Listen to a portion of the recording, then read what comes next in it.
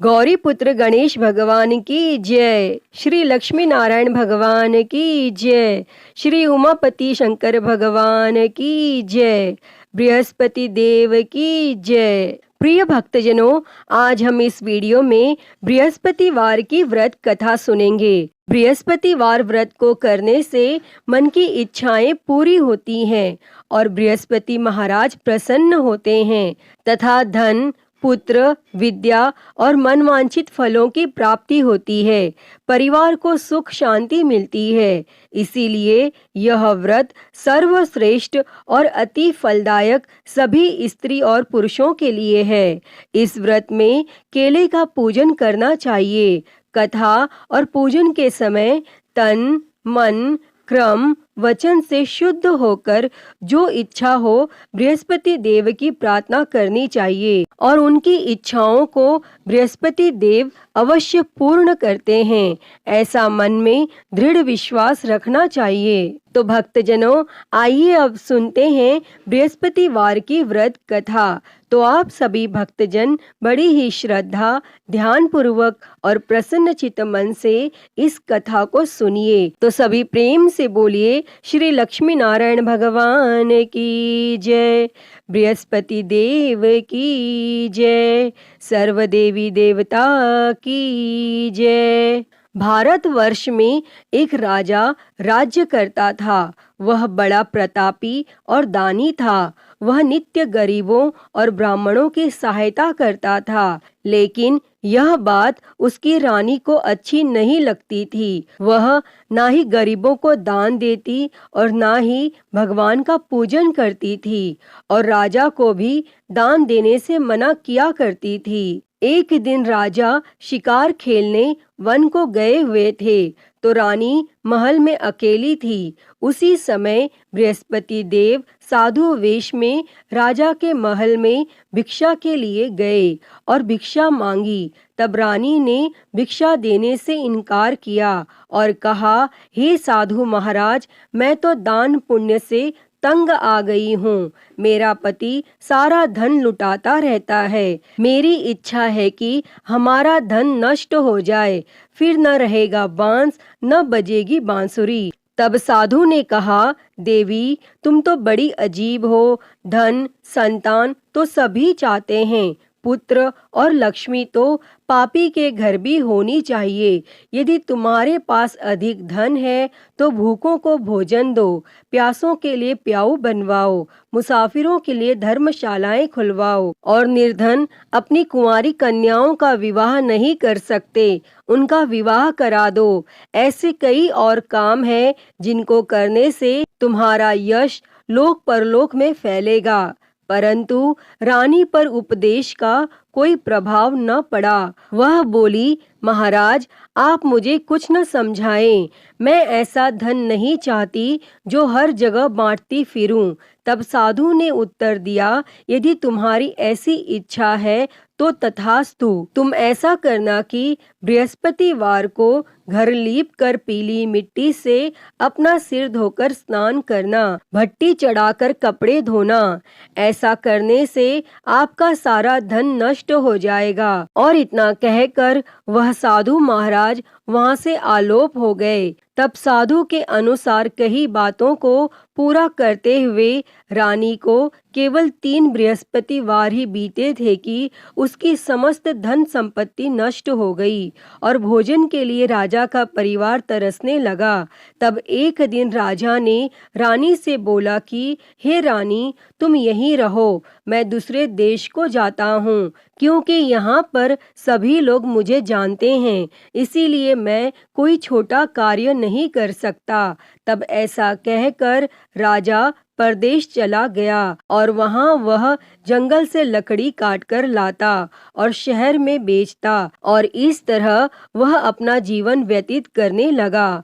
इधर राजा के परदेश जाते ही रानी और दासी दुखी रहने लगे। एक बार जब रानी और दासी को 7 दिन तक बिना भोजन के रहना पड़ा तो रानी ने अपनी दासी से कहा, हे दासी, पास ही के नगर में मेरी बहन रहती है, वह बड़ी धनवान है, तू उसके पास जा और कुछ ले आ ताकि थोड़ी बहुत गुजर बसर हो जाए। तब दासी रानी की बहन के पास गई और उस दिन गुरुवार था और रानी की बहन उस समय बृहस्पतिवार व्रत की कथा सुन रही थी।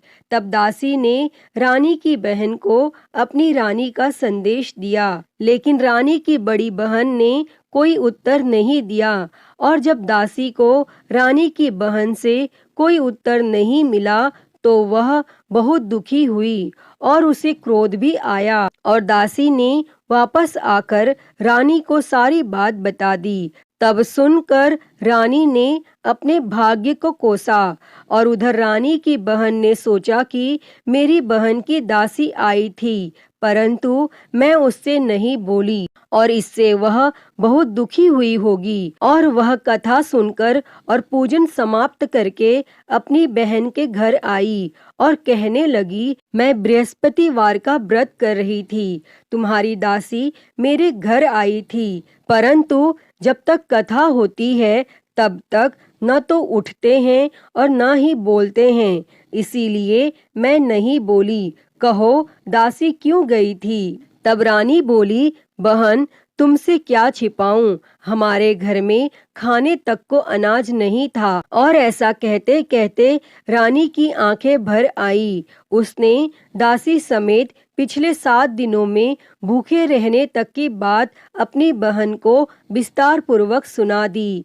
तब रानी की बहन बोली, देखो बहन, भगवान बृहस्पति देव सबकी मनोकामना को पूर्ण करते हैं। देखो शायद तुम्हारे घर में अनाज रखा हो। पहले तो रानी को विश्वास नहीं हुआ, पर बहन के आग्रह करने पर उसने अपनी दासी को अंदर भेजा तो उसे सचमुच अनाज से भरा एक घड़ा मिल गया और यह देखकर दासी को बड़ी हैरानी हुई। तब दासी रानी से कहने लगी, हे रानी, जब हमको भोजन नहीं मिलता तो हम व्रत ही तो करते हैं, इसीलिए क्यों न इनसे व्रत और कथा की विधि पूछ ली जाए ताकि हम भी व्रत कर सकें। और तब रानी ने अपनी बहन से बृहस्पतिवार व्रत के बारे में पूछा। तब उसकी बहन ने बताया, बृहस्पतिवार के व्रत में चने की दाल और मुनक्का से विष्णु भगवान का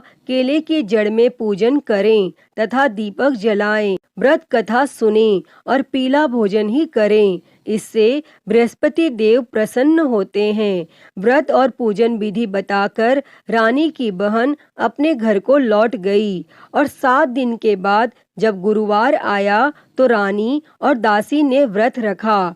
गुड़साल में जाकर चना और गुड़ लेकर आई, फिर उससे केले की जड़ तथा विष्णु भगवान का पूजन किया। और अब पीला भोजन कहाँ से आए, इस बात को लेकर दोनों बहुत दुखी थी। चूंकि उन्होंने व्रत रखा था, इसीलिए बृहस्पति देव उनसे प्रसन्न थे। इसीलिए वे एक साधारण व्यक्ति का रूप धारण कर 2 थालों में सुंदर पीला भोजन दासी को दे गए। और तब भोजन पाकर दासी प्रसन्न हुई और फिर रानी के साथ मिलकर भोजन ग्रहण किया और उसके बाद वे सभी गुरुवार को व्रत और पूजन करने लगी। बृहस्पति भगवान की कृपा से उनके पास फिर से धन संपत्ति आ गई, परंतु रानी फिर से पहले की तरह आलस्य करने लगी। तब दासी बोली, देखो रानी, तुम पहले भी इस प्रकार आलस्य करती थी, तुम्हें धन रखने में कष्ट होता था और इस कारण सब धन नष्ट हो गया। और अब जब भगवान बृहस्पति की कृपा से धन मिला है तो तुम्हें फिर से आलस्य होता है। और रानी को समझाते हुए दासी कहती है कि बड़ी मुसीबतों के बाद हमने यह धन पाया है, इसीलिए हमें दान पुण्य करना चाहिए, भूखे मनुष्यों को भोजन कराना चाहिए और धन को शुभ कार्यों में खर्च करना चाहिए, जिससे तुम्हारे कुल का यश बढ़ेगा, स्वर्ग की प्राप्ति होगी और पितर प्रसन्न होंगे। और तब दासी की बात मानकर रानी अपना धन शुभ कार्यों में खर्च करने लगी, जिससे पूरे नगर में उसका यश फैलने लगा। और बृहस्पतिवार व्रत कथा के बाद श्रद्धा के साथ आरती की जानी चाहिए। इसके बाद प्रसाद बांटकर उसे ग्रहण करना चाहिए। और यहाँ एक दिन राजा दुखी होकर जंगल में एक पेड़ के नीचे आसन जमाकर बैठ गया। वह अपनी दशा को याद करके व्याकुल होने लगा और बृहस्पतिवार का दिन था। एकाएक उसने देखा कि निर्जन वन में एक साधु प्रकट हुए और वह साधु वेश में स्वयं बृहस्पति देवता थे। लकड़हारे के सामने आकर बोले, हे लकड़हारे, इस सुनसान जंगल में तू चिंता मग्न क्यों बैठा है?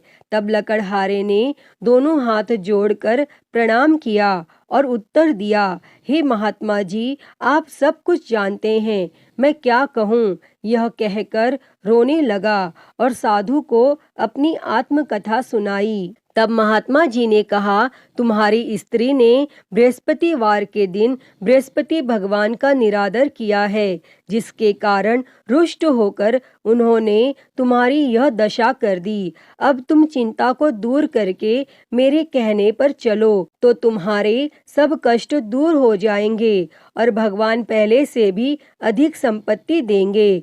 तुम बृहस्पति के दिन कथा किया करो। 2 पैसे के चने मुनक्का लाकर उसका प्रसाद बनाओ और शुद्ध जल से लोटे में शक्कर मिलाकर अमृत तैयार करो। कथा के पश्चात अपने सारे परिवार और सुनने वाले प्रेमियों में अमृत व प्रसाद बांटकर आप भी ग्रहण करो। ऐसा करने से भगवान तुम्हारी सब मनोकामनाएं पूरी करेंगे। तब साधु के ऐसे वचन सुनकर लकड़हारा बोला, हे प्रभु, मुझे लकड़ी बेचकर इतना पैसा नहीं मिलता जिससे भोजन के उपरांत कुछ बचा सकूं। मैंने रात्रि में अपनी स्त्री को व्याकुल देखा है। मेरे पास कुछ भी नहीं जिससे मैं उसकी खबर मंगा सकूं। तब साधु ने कहा, हे लकड़हारे, तुम किसी बात की चिंता मत करो। बृहस्पति के दिन तुम रोजाना की तरह लकड़ियां लेकर शहर को जाओ। तुमको रोज से दुगना धन प्राप्त होगा, जिससे तुम भली भांति भोजन कर लोगे तथा बृहस्पति देव की पूजा का सामान भी आ जाएगा। और इतना कहकर साधु अंतर ध्यान हो गए और धीरे धीरे समय व्यतीत होने पर फिर वही बृहस्पतिवार का दिन आया और लकड़हारा जंगल से लकड़ी काटकर किसी शहर में बेचने गया। उसे उस दिन और दिन से अधिक पैसा मिला। तब राजा ने चना गुड़ आदि लाकर गुरुवार का व्रत किया और उस दिन से उसके सभी क्लेश दूर हो गए। परंतु जब दोबारा गुरुवार का दिन आया तो बृहस्पतिवार का व्रत करना वह भूल गया। इस कारण बृहस्पति भगवान नाराज हो गए और उस दिन उस नगर के राजा ने विशाल यज्ञ का आयोजन किया तथा शहर में यह घोषणा करा दी कि कोई भी मनुष्य अपने घर में भोजन न बनावे और न आग जलावे। समस्त जनता मेरे यहाँ भोजन करने आवे और इस आज्ञा को जो न मानेगा उसे फांसी की सजा दी जाएगी। और इस तरह की घोषणा संपूर्ण नगर में करवा दी गई। तब राजा की आज्ञा अनुसार शहर के सभी लोग भोजन करने गए, लेकिन लकड़हारा कुछ देर से पहुंचा, इसीलिए राजा उसको अपने साथ घर लिवा ले गए और ले जाकर भोजन करा रहे थे तो रानी की दृष्टि उस खूंटी पर पड़ी जिस पर उसका हार लटका हुआ था। वह वहां पर दिखाई नहीं दिया। तब रानी ने निश्चय किया कि मेरा हार इस मनुष्य ने चुरा लिया है और उसी समय सिपाहियों को बुलाकर उसको कारागार में डलवा दिया। और जब लकड़हारा कारागार में पड़ गया और वह बहुत दुखी होकर विचार करने लगा कि न जाने कौन से पूर्व जन्म के कर्म से मुझे यह दुख प्राप्त हुआ है, और वह उसी साधु को याद करने लगा जो कि जंगल में मिले थे। तब उसी समय तत्काल बृहस्पति देव साधु के रूप में प्रकट हुए और उसकी दशा को देखकर कहने लगे, अरे मूर्ख, तूने बृहस्पति देव की कथा नहीं करी, इस कारण तुझे दुख प्राप्त हुआ है। अब चिंता मत कर, बृहस्पतिवार के दिन कारागार के दरवाजे पर 4 पैसे पड़े मिलेंगे, उनसे तू बृहस्पति देव की पूजा करना और तेरे सभी कष्ट दूर हो जाएंगे। तब बृहस्पतिवार के दिन उसे 4 पैसे मिले। लकड़हारे ने कथा कही और उसी रात्रि को बृहस्पति देव ने उस नगर के राजा को स्वप्न में कहा, हे राजा, तुमने जिस आदमी को कारागार में बंद कर दिया है वह निर्दोष है, वह राजा है, उसे छोड़ देना, और रानी का हार उसी खूंटी पर लटका है। अगर तू ऐसा नहीं करेगा तो मैं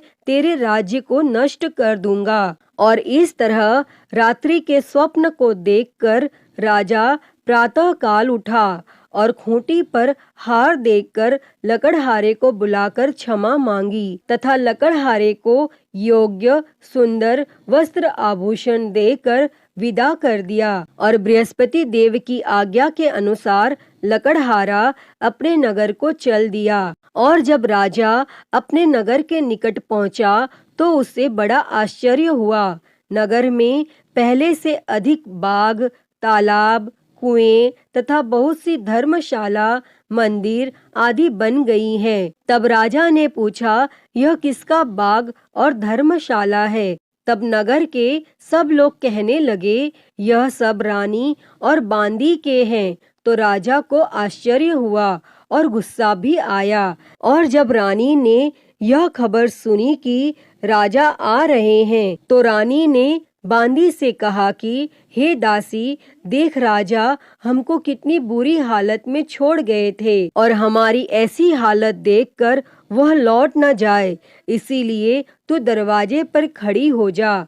तब आज्ञा अनुसार दासी दरवाजे पर खड़ी हो गई और राजा आए तो उन्हें अपने साथ लिवा लाई। तब राजा ने क्रोध करके अपनी रानी से पूछा कि यह धन तुम्हें कैसे प्राप्त हुआ है? तब रानी ने कहा, हमें यह सब धन बृहस्पति देव के इस व्रत के प्रभाव से प्राप्त हुआ है। और फिर राजा ने निश्चय किया कि 7 रोज बाद तो सभी बृहस्पति देव का पूजन करते हैं, परंतु मैं प्रतिदिन दिन में 3 बार कहानी तथा रोज व्रत किया करूँगा। और अब हर समय राजा के दुपट्टे में चने की दाल बंधी रहती तथा दिन में 3 बार कहानी कहता। और एक रोज राजा ने विचार किया कि चलो अपनी बहन के यहाँ हो आवे।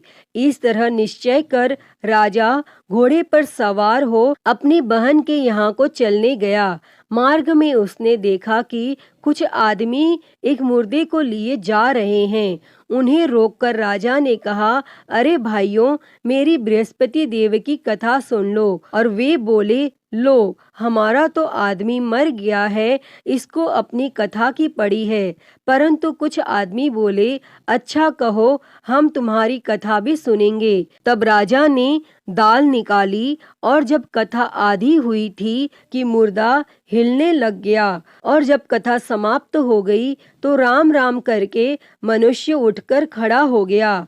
और आगे मार्ग में उसे एक किसान खेत में हल चलाता मिला। तब राजा ने उसे देखकर उससे बोले, अरे भैया, तुम मेरी बृहस्पतिवार की कथा सुन लो। तब किसान बोला, जब तक मैं तेरी कथा सुनूंगा तब तक 4 हरिया जोत लूंगा। जा अपनी कथा किसी और को सुना। इस तरह राजा आगे चलने लगा और राजा के हटते ही बैल पछाड़ खाकर गिर गया तथा किसान के पेट में बड़ी जोर का दर्द होने लगा। और उस समय उसकी माँ रोटी लेकर आई। उसने जब यह देखा तो अपने पुत्र से सब हाल पूछा। तब बेटे ने सभी हाल कह दिया। तो बुढ़िया दौड़ी दौड़ी उस घुड़सवार के पास गई और उससे बोली कि मैं तेरी कथा सुनूंगी, तू अपनी कथा मेरे खेत पर चलकर ही कहना। तब राजा ने बुढ़िया के खेत पर जाकर कथा कही और जिसके सुनते ही वह बैल उठ खड़ा हुआ तथा किसान के पेट का दर्द भी बंद हो गया। और राजा अपनी बहन के घर पहुंचा और बहन ने भाई की खूब मेहमानी की। दूसरे रोज प्रातः काल राजा जगा तो वह देखने लगा कि सब लोग भोजन कर रहे हैं। तब राजा ने अपनी बहन से कहा, ऐसा कोई मनुष्य है जिसने भोजन नहीं किया हो, मेरी बृहस्पतिवार की कथा सुन ले। तब बहन बोली, हे भैया, यह देश ऐसा ही है कि पहले यहाँ लोग भोजन करते हैं, बाद में अन्य काम करते हैं। अगर कोई पड़ोस में हो तो देख आऊं। और वह ऐसा कहकर देखने चली गई, परंतु उसे कोई ऐसा व्यक्ति नहीं मिला जिसने भोजन न किया हो। अतः वह एक कुम्हार के घर गई जिसका लड़का बीमार था। उसे मालूम हुआ कि उनके यहाँ 3 रोज से किसी ने भोजन नहीं किया है। तब रानी ने अपने भाई की कथा सुनने के लिए कुम्हार से कहा और वह तैयार हो गया। तब राजा ने जाकर बृहस्पतिवार की कथा कही, जिसको सुनकर उसका लड़का ठीक हो गया और अब तो राजा की प्रशंसा होने लगी। फिर एक रोज राजा ने अपनी बहन से कहा कि हे बहन, हम अपने घर को जाएंगे, तुम भी तैयार हो जाओ। राजा की बहन ने अपनी सास से कहा। सास ने कहा, हाँ चली जा, परंतु अपने लड़कों को मत ले जाना, क्योंकि तेरे भाई की कोई औलाद नहीं है। और बहन ने अपने भैया से कहा, हे भैया, मैं तो चलूंगी, पर कोई बालक नहीं जाएगा। तब राजा बोला, जब कोई बालक नहीं चलेगा तब तुम भी क्या करोगी? और बड़े दुखी मन से राजा अपने नगर को लौट आया। और राजा ने अपनी रानी से कहा, हम निर्वंशी है, हमारा मुंह देखने का धर्म नहीं है, और फिर कुछ भोजन आदि भी नहीं किया। तब रानी बोली, हे प्रभु, बृहस्पति देव ने हमें सब कुछ दिया है, वह हमें औलाद अवश्य देंगे। और उसी रात को बृहस्पति देव ने राजा से स्वप्न में कहा, हे राजा, उठ, सभी सोच त्याग दे, तेरी रानी गर्भ से है। तब राजा को यह बात सुनकर बड़ी खुशी हुई और 9वें महीने में उसके गर्भ से एक सुंदर पुत्र पैदा हुआ। तब राजा बोला, हे रानी, स्त्री बिना भोजन के रह सकती है, पर बिना कहे नहीं रह सकती। जब मेरी बहन आवे तुम उससे कुछ कहना मत। तब रानी ने यह सुनकर हाँ कर दिया।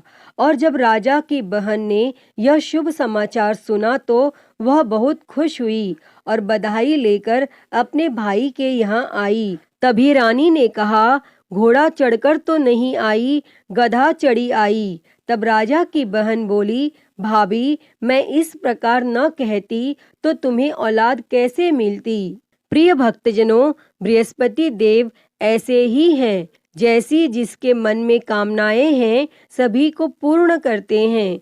जो सद्भावना पूर्वक बृहस्पतिवार का व्रत करता है एवं कथा पढ़ता है अथवा सुनता है, दूसरों को सुनाता है, बृहस्पति देव उसकी सभी मनोकामना पूर्ण करते हैं। जैसी सच्ची भावना से रानी और राजा ने उनकी कथा का गुणगान किया तो उनकी सभी इच्छाएं बृहस्पति देव जी ने पूर्ण की थीं। अतः हे बृहस्पति देव जी, जैसी कृपा आपने राजा और रानी पर की, वैसी ही कृपा इस कथा को कहते, सुनते और हुंकारा भरते सभी पर करना। तो सभी प्रेम से बोलिए, बृहस्पति देव की जय, श्री लक्ष्मी नारायण भगवान की जय। तो आइए बृहस्पतिवार व्रत की एक और कथा सुनते हैं।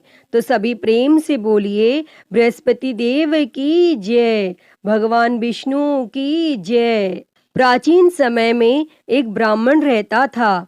वह बहुत निर्धन था, उसकी कोई संतान नहीं थी। उसकी स्त्री बहुत मलिनता के साथ रहती थी। वह स्नान न करती, किसी देवता का पूजन न करती। इससे ब्राह्मण देवता बड़े दुखी थे। बेचारे बहुत कुछ कहते थे, किंतु उसका कुछ परिणाम न निकला। तब भगवान की कृपा से ब्राह्मण की स्त्री को कन्या रूपी रत्न पैदा हुआ।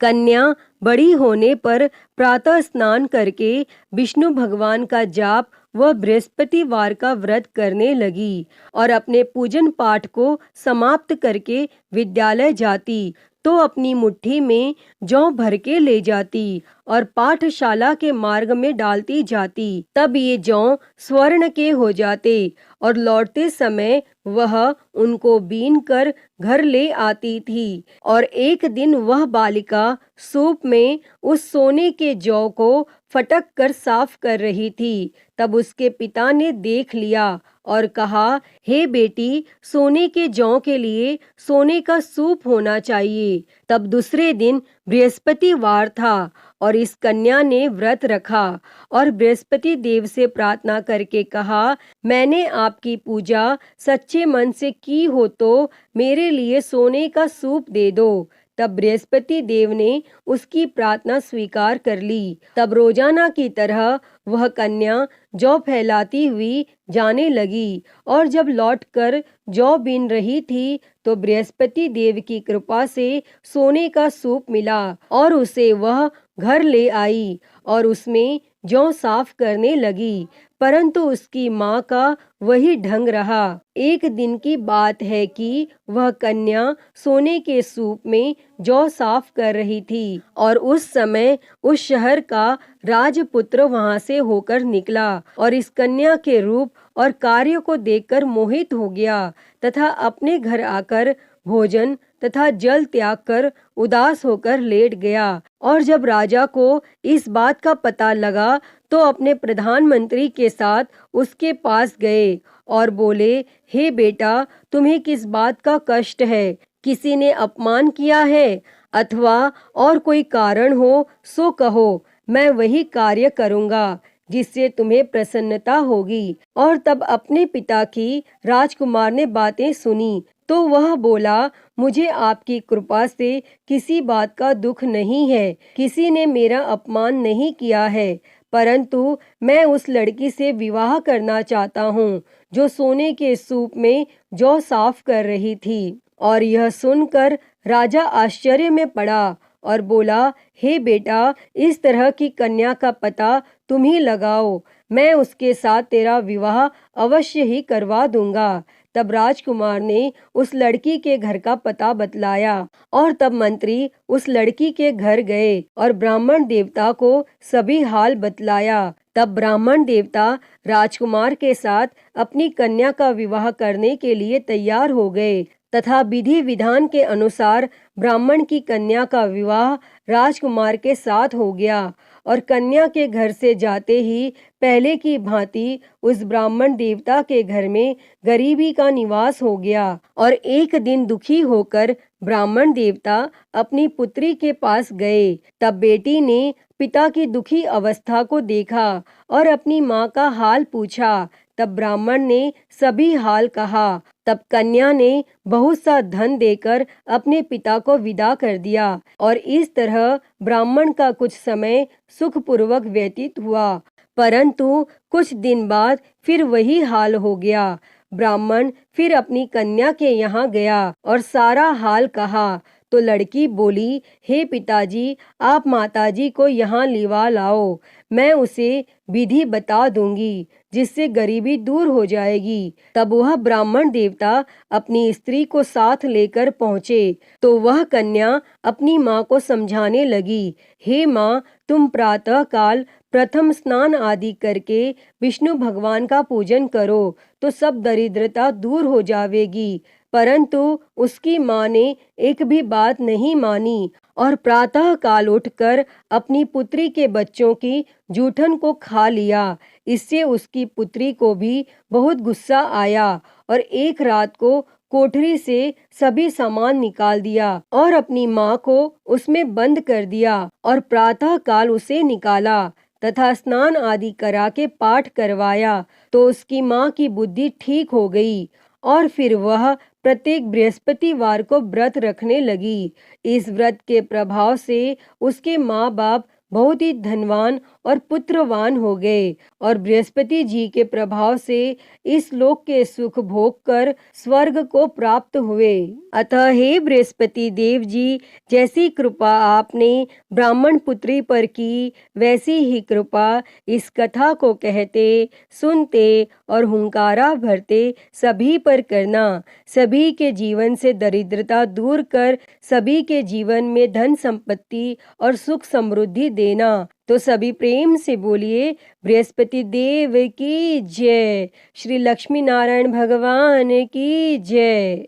प्रिय भक्तजनों, तो मैं उम्मीद करती हूँ कि आपको आज की ये कथा पसंद आई होगी और अगर वीडियो अच्छी लगी हो तो इसे लाइक करें, ज़्यादा से ज़्यादा शेयर करें और कमेंट बॉक्स में बृहस्पति देव जी की जय लिखना ना भूलें और हरिहर भक्ति चैनल को सब्सक्राइब कर नोटिफिकेशन बेल को ज़रूर ऑन कर लें। हर हर महादेव। धन्यवाद।